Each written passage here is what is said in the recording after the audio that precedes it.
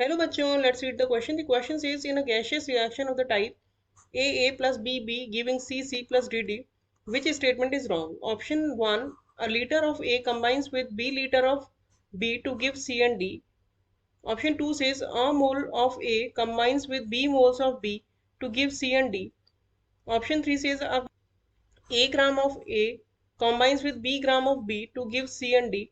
Option 4 says A molecules of A combines with B molecules of B to give C and D. First of all, let us check the key concept of the question. The key concept of this question is stoichiometric calculations and mole concept.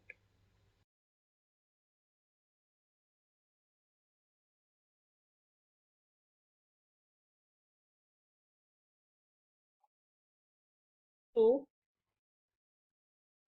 concept, one mole of any substance contains any number of molecules, if we are talking of about molecules only,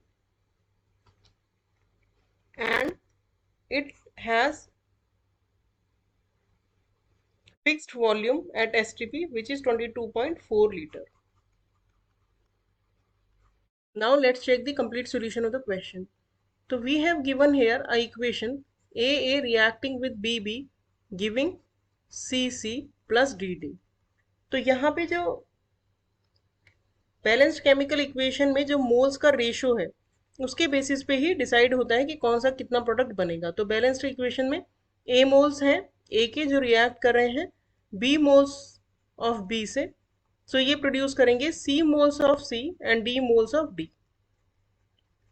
तो मोल के concept में तो ये एकदम ठीक जाएगा. अब आगे अगर हम मॉलिक्यूल्स की बात करें तो ए में जो मॉलिक्यूल्स होंगे ए मोल्स में वो हो जाएंगे ए इंटू एन ए, और बी में हो जाएंगे B into N A, C में हो जाएंगे C into N A, likewise D में हो जाएंगे डी इंटू एन ए.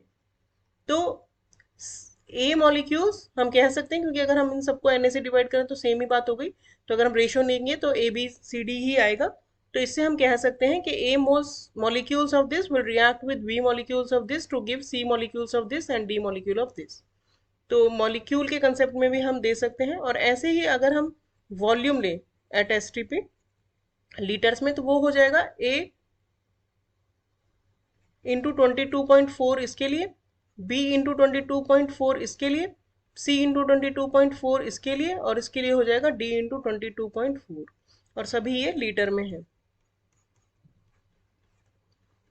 तो अगर हम इसका कॉमन निकालेंगे 22.4 से कॉमन से डिवाइड करके तो हम कह सकते हैं कि ए मोल्स इसके ए लीटर्स इसके बी लीटर्स इसके कंबाइन करेंगे, सी लीटर्स इसके देंगे और डी लीटर्स इसके देंगे. लेकिन अगर हम मास की बात करें तो मोल से मास कैसे निकाल सकते हैं? A into molecular mass of A, B into molecular mass of B, likewise C into molecular mass of C and D into molecular mass of D. और ऑब्वियस सी बात है कि मॉलिक्यूलर मास सबके सेम नहीं होंगे, तो कोई भी कॉमन वैल्यू हमें नहीं मिल रही है जिससे हम डिवाइड करके सेम ला सकें, ए भी ला सकें.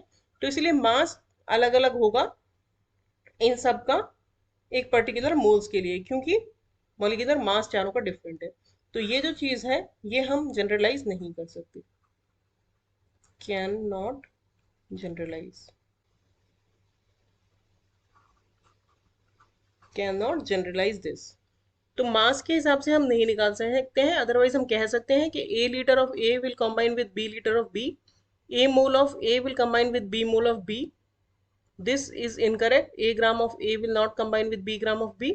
ए molecule of A will combine with B molecule of B. तो हमारा इनकरेक्ट स्टेटमेंट और करेक्ट आंसर हो गया option 3. Hope you understood the solution well. Thank you.